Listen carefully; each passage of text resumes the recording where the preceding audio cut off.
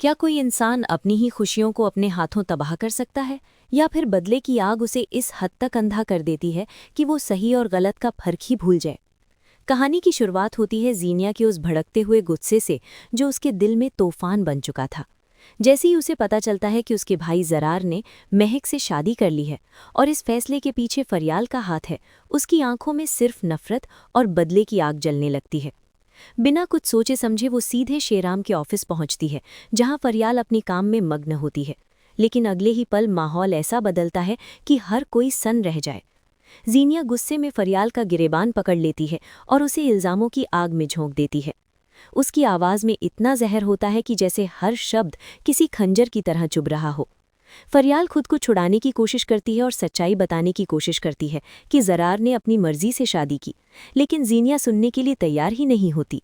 उसका गुस्सा उसे पागलपन की हद तक ले जाता है। तभी एक ऐसा पल आता है जो सब कुछ बदल देता है। जीनिया फरियाल को जोर से धक्का देती है और फरियाल पीछे जाकर मेज के कोने से टकरा जाती है।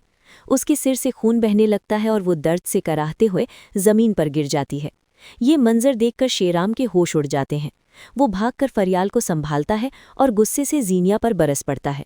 लेकिन जीनिया के अंदर का तूफान अब भी शांत नहीं होता। वो फरियाल को अपना दुश्मन मान चुकी होती है। शेराम बिना देर किए फरियाल को अस्पताल लेकर जाता है, लेकिन किस्मत को कुछ और ही मंजूर होता है। वहीं अस्पताल में एक ऐसा राज खुलता है जो शेराम की पूरी दुनिया हिला देता है। डॉक्टर अनजाने में जीनिया के उस राज का जिक्र कर देती है जिसे वो हमेशा के लिए छुपाना चाहती थी। शेराम के पैरों तले जमीन खिसक जाती है जब उसे पता चलता है कि जीनिया ने अपने ही बच्चे को अपने करियर के लिए खत्म कर दिया। वो अंदर से टूट जाता है। उसे एहसास होता है कि जिस लड़की से उसने मोहब्बत की वो कितनी बेरहम और खुदगर्ज निकली। उसका दिल दर्द और गुस्से से भर जाता है। घर लौटते ही वो जीनिया का सामना करता है और उसके गाल पर जोरदार थप्पड़ मारता है।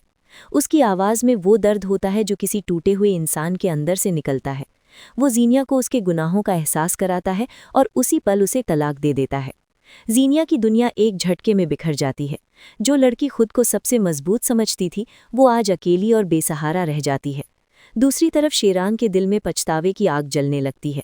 उसे फरियाल की सच्चाई और उसकी अच्छाई का एहसास होने लगता है। धीरे धीरे उसका नज़रिया बदलता है और फरियाल के लिए उसके दिल में इज्जत और मोहब्बत पनपने लगती है।